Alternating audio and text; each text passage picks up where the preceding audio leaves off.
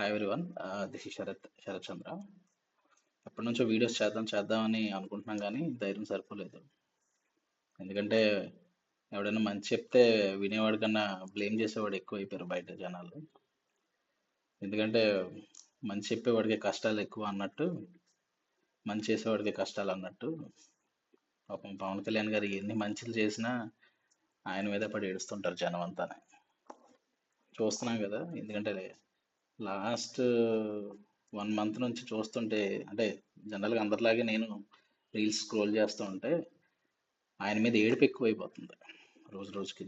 అంటే ఆయన ఎన్ని మంచి పనులు చేసినా, ఆయనకి ఎన్ని అవార్డులు వచ్చినా, ఆయన చేసే సెక్టార్లో ఆయనకి ఎన్ని అవార్డులు వచ్చినా నెంబర్ 1కి తీసుకెళ్ళాడు ఆయన. అయినా సరే ఆయన ఇది చేయలేదు, ఆయన అది చేయలేదు అని చెప్పి ఆయన మీద ఏడ్చే వాళ్ళు ఎక్కువైపోతున్నారు. యాక్చువల్గా మెయిన్ రీజన్ ఈ వీడియో చేయడానికి కారణం ఏంటంటే, సుగాలి ప్రీతి అనే కేసు. అది 2023లో బాగా ఫేమస్ అయింది. ఎందుకు ఫేమస్ అయింది? పవన్ కళ్యాణ్ గారు ఆ కేసుని బయటికి తీసుకొచ్చారు. ఒక మీటింగ్ పెట్టి అన్ని లక్షల మందితోటి ఆ మీటింగ్లో ఆ కేసుని ప్రస్తావించడం వల్ల ఆ కేసు బయటకు వచ్చి దాని మీద సిబిఐ ఎంక్వైరీ జరిగి, ఇన్వెస్టిగేషన్ జరిగి, దానికి వాళ్ళకి ఏదైనా మంచి న్యాయం చేద్దామని ట్రై చేశారు. చేసి ఉంటారు, చేస్తున్నారు కూడా. కానీ ఆ టైంలో డెఫినెట్గా ఆ మదర్ నష్టపోయారు.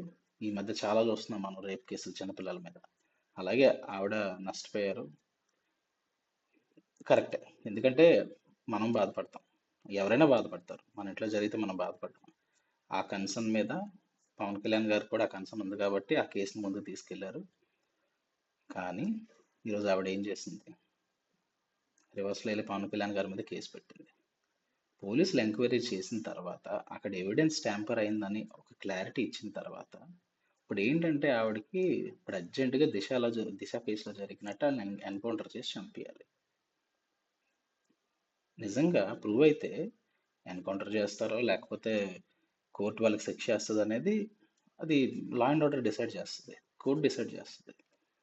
నిజంగా అది దిశ కేసు జరిగిందంటే ఆ మూమెంట్, ఆ యాజిటేషన్ జరిగింది, ప్రూవ్ అయిపోయింది అప్పటికప్పుడు. ఇది ప్రూవ్ అవ్వలేదు.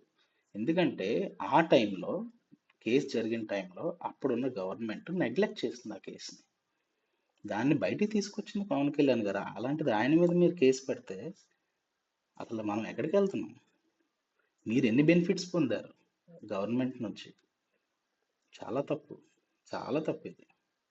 దేవుడు చూస్తున్నాడు అన్నీ. చాలా పెద్ద తప్పు